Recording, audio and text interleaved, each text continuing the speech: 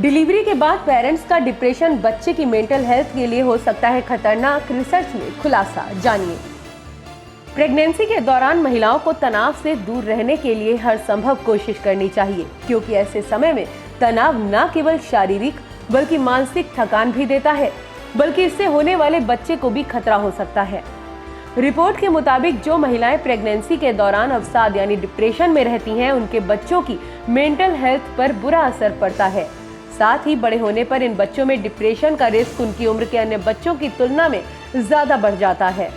Bristol university के विशेषज्ञों ने स्टडी के आधार पर ये दावा किया है। इस स्टडी में बताया गया है कि अगर प्रसव के बाद महिला को अवसाद होता है तो उनके बच्चे में ये रिस्क बढ़ जाता है।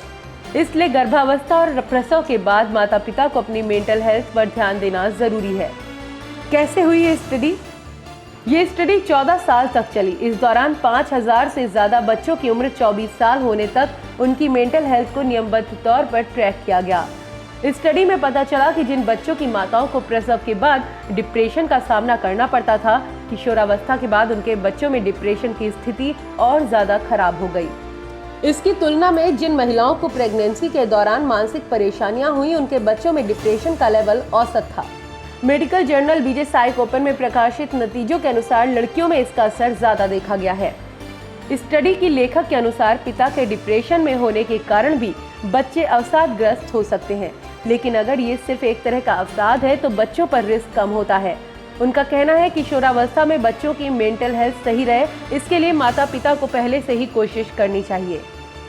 वहीं इस विषय पर रॉयल कॉलेज ऑफ साइकियाट्रिस्ट के डॉक्टर कहते हैं कि अगर माता पिता किसी मेंटल इलनेस से प्रभावित हैं, तो बच्चों को भी भविष्य में मानसिक समस्याओं से जूझना पड़ सकता है, लेकिन इसका उपचार संभव है, बस जरूरत जल्द मदद देने की है। रॉयल कॉलेज के ताजा अनुमान के अनुसार कोरोना काल में 16 से ज्यादा महिलाओं को प्रसव के बाद जरूरी मदद नहीं मिल पाई, उन्हें अवसाद झेलना पड़ा। ऐसे में ये स्टडी महत्वपूर्ण है।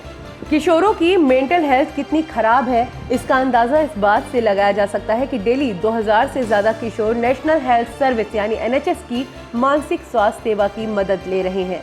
NHS के आंकड़ों की माने तो सिर्फ अप्रैल से जून के बीच ही 18 से कम आयु के 1 लाख से ज्यादा किशोरों को NHS मेंटल हेल्थ के लिए रेफर किया गया था।